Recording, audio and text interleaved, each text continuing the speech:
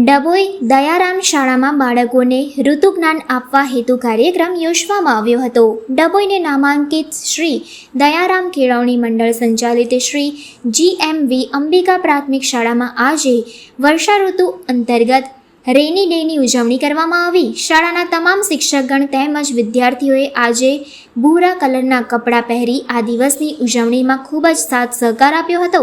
શાળાના પ્રમુખ શ્રી દીપકભાઈ બોઈવાલા સાહેબના માર્ગદર્શન હેઠળ KG વિભાગથી ધોરણ 5ના તમામ બાળકોને ભૂરા રંગની ચોકલેટ આપી.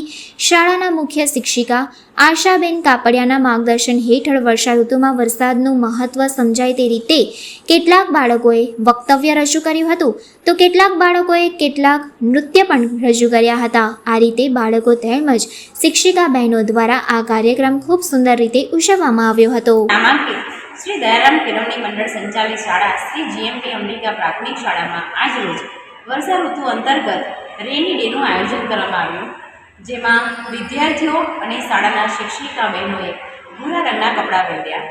શાળાના પ્રમુખ શ્રી દીપકભાઈ બોઈવાલા સાહેબના માર્ગદર્શન હેઠળ KG વિભાગથી ધોરણ 5ના તમામ બાળકોને ભૂરા રંગની ચોકલેટ આપ્યો.